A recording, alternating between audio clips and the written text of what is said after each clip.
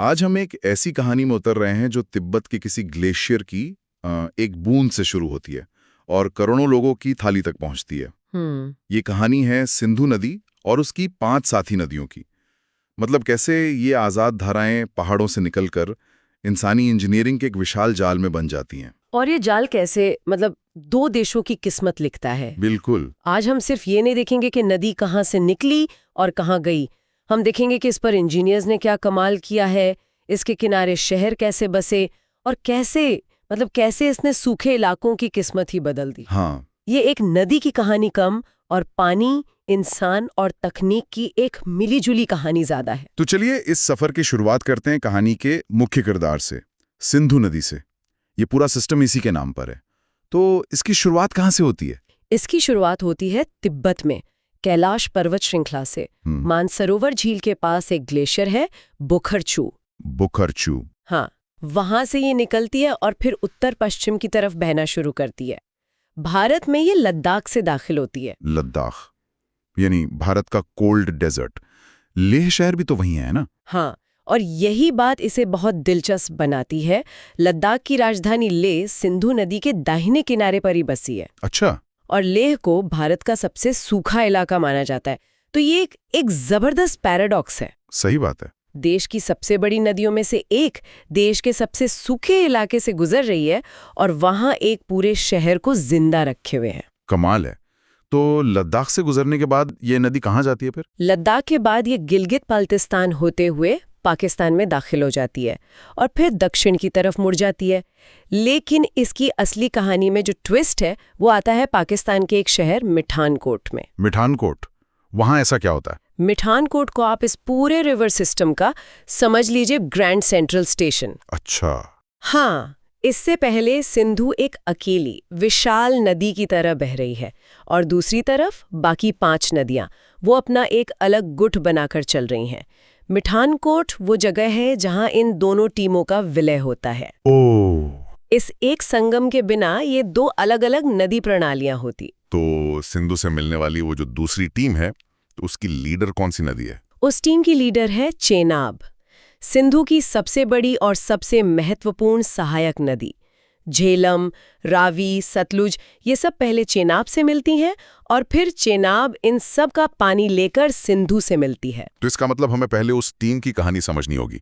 शुरुआत शायद झेलम से करनी चाहिए, कश्मीर की जीवन रेखा। बिल्कुल, झेलम का सफर कश्मीर घाटी के दिल से जुड़ा है। ये जम्मू कश्मीर में बेरीनाग के पास से निकलती है और धरती का स्वर्ग कहा जाने वाला श्रीनगर शहर वो इसी के किनारे बसा हुआ है। आप श्रीनगर के जितने भी मशहूर शिकारें और हाउसबोट्स की तस्वीरें देखते हैं वो सब झेलम की ही देन है। और वुलर झील का भी तो इससे कुछ कनेक्शन है? कनेक्शन नहीं, बल्कि वुलर झील तो झेलम का एक हिस्सा है। श्रीनगर से थोड़ा आगे जाकर झेलम का बहाव धीमा और चौड़ा हो जाता है और यही फैलाव भारत की सबसे बड़ी मीठे पानी की झील बनाता है, जिसे हम वुलर लेक कहते हैं। बिल्कुल, ये कश्मीर की पूरी इकोलॉजी के लिए एक फेफड़े की तरह काम करती है। तो झेलम का सफर चनाब में मिलकर पूरा हो जाता है और आपने तो चिनाब को इस पूरे सिस्टम की रीढ़ की हड्डी कहा था। ऐसा क्यों? मतलब क्या खास है इस नदी में कि बाकी सब आके इसी से मिलती हैं? चिनाब को आप एक जिम्मेदार बड़े भाई की तरह समझ सकते हैं। अच्छा। हाँ, जो अपने सारे छोटे भाई बहनों को साथ लेकर घर के मुखिया यानी सिंधु से मिलाने ले जाता है। इसका अपना जन्म भी बड़ा अनोखा है। अनोखा कैसे? ये एक नदी के तौर पर पैदा नहीं होती। हिमाचल प्रदेश के बारालाचा ला दर्रे के पास 2 धाराएं हैं, चंद्र और भागा। चंद्र और भागा जी, ये दोनों तांडी नाम की जगह पर मिलती हैं और बनती है चंद्रभागा। यही चंद्रभागा जब जम्मू कश्मीर में दाखिल होती है तो चेनाब कहलाती है। यानी 2 अलग-अलग धाराएं मिलकर एक बड़ी नदी बना रही हैं। हाँ, और फिर ये बड़ी नदी दूसरी नदियों को खुद में समेटती हुई और विशाल हो जाती है।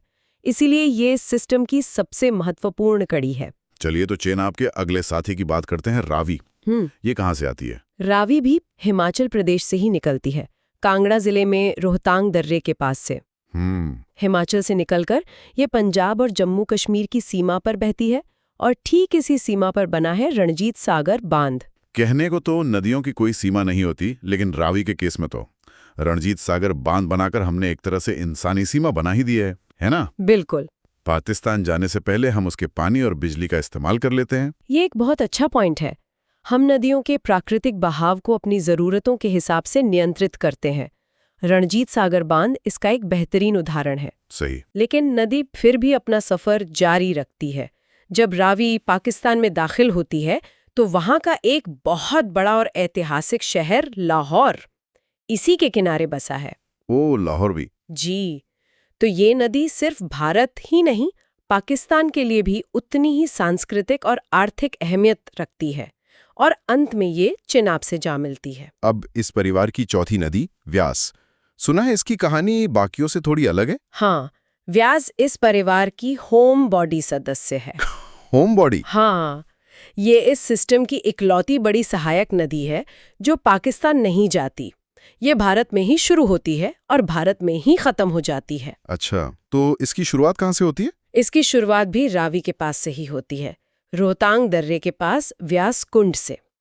मशहूर टूरिस्ट डेस्टिनेशन कुल्लू घाटी वो इसी नदी की देन है। हाँ, कुल्लू तो बहुत फेमस है। इस पर भी हिमाचल में पौंग बांध बना है जो काफी महत्वपूर्ण है, लेकिन इसकी असली खासियत इसका अंत है।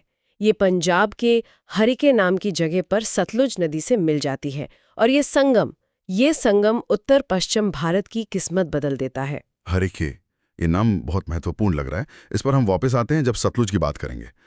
तो अब चलते हैं सिस्टम की आखिरी और सबसे पुरानी नदी सतलुज पर। सतलुज को हम इस सिस्टम की सबसे इंजीनियर्ड नदी कह सकते हैं। सबसे इंजीनियर्ड? हाँ, इस पर इंसान ने सबसे ज्यादा काम किया है।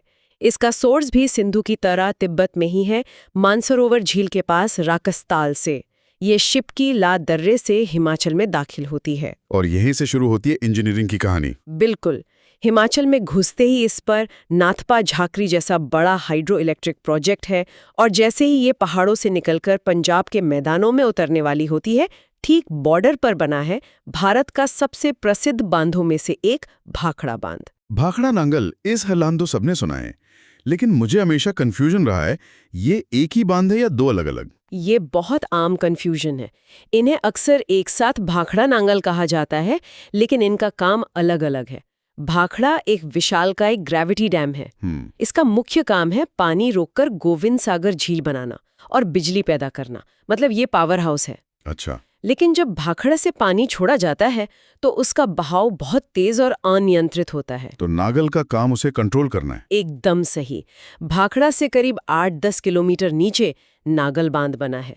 उसका काम उस तेज पानी के बहाव को नियंत्रित करना और उसे सिंचाई की नहरों में समान रूप से बांटना है। ओह। तो अगर भाखड़ा पावर हाउस है तो नागल डिस्ट्रीब्यूशन मैनेजर है। ये दोनों मिलकर एक परफेक्ट सिस्टम बनाते हैं। ये तो कमाल की जानकारी है। और सतलुज के किनारे भी कोई बड़ा शहर है? हाँ, पंजाब की इंडस्ट्रियल राजधानी लुधियाना इसी नदी के किनारे बसा है।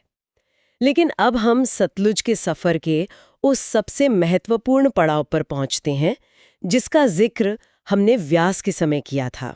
हाँ, हरिके, जहां व्यास और सतलुज मिलती हैं। बिल्कुल, इसी संगम पर बनाया गया है हरिके बैराज। यहाँ ये समझना जरूरी है कि ये एक बांध मतलब डैम नहीं है जो पानी रोकता है, बल्कि एक बैराज है। बैराज? हाँ, जिसका मुख्य काम नदी के बहाव की दिशा को नियंत्रित करना और उसे एक खास दिशा में यानी नहरों में मोड़ना है। ये इंजीनियरिंग का एक बहुत सटीक टूल है। और यहीं से वो नहर निकलती है जिसने रेगिस्तान में हरियाली ला दी। हाँ, यहीं से निकलती है इंदिरा गांधी नहर। एक मिनट, मैंने इसके बारे में पढ़ा है, लेकिन इसकी लंबाई 649 किलोमीटर। ये तो दिल्ली से लखनऊ से भी ज्यादा दूर है। एक नहर मतलब इंसानों ने हाथ से एक नई नदी बना दी जो रेगिस्तान के बीच से गुजरती है। ये कैसे मुमकिन है? आपका रिएक्शन बिल्कुल सही है। ये 20वीं सदी के सबसे महत्वाकांक्षी इंजीनियरिंग प्रोजेक्ट्स में से एक है। ये नहर पंजाब से शुरू होकर हरियाणा से गुजरती हुई राजस्थान के थार मरुस्थल तक पानी ले जाती है। अरे वाह! इसने श्री गंगानगर, बीकानेर और जैसलमेर जैसे जिलों की तस्वीर बदल दी है। जहां पहले सिर्फ रेत के टीले थे, वहां आज सरसों, गेहूं और कपास के खेत लहलहाते हैं। अविश्वसनीय। ये इस बात का सबसे बड़ा सबूत है कि पानी का सही मैनेजमेंट क्या कुछ कर सकता है। तो हरीके के बाद सतलुज का क्या होता है? हरीके से आगे बढ़कर सतलुज पाकिस्तान में दाखिल होती है और आखिर में, जैसा हमने पहले बात की थी, ये भी चिनाब से मिल जाती है। तो चलिए अब इस पूरी तस्वीर को एक साथ जोड़ते हैं। सिंधु अकेली चली तिब्बत से, दूसरी तरफ झेलम, रावी और सतलुज ने अपना पानी चिनाब को दिया, और चिनाब इन सब की लीडर बनकर सिंधु से मिठानकोट में मिली। बिल्कुल। और बेचारी व्यास, वो भारत में ही सतलुज से मिलकर इस कहानी का हिस्सा बन गई। आपने पूरी कहानी को खूबसूरती से समेट दिया।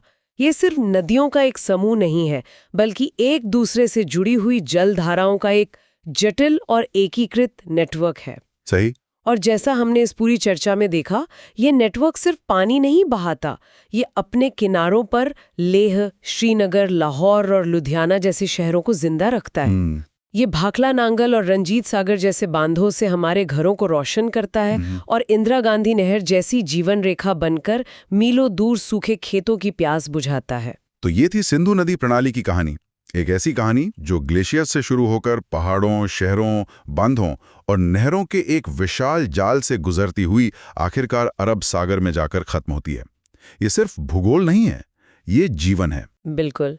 और इस पूरे तंत्र को समझने के बाद एक सवाल सोचने पर मजबूर करता है।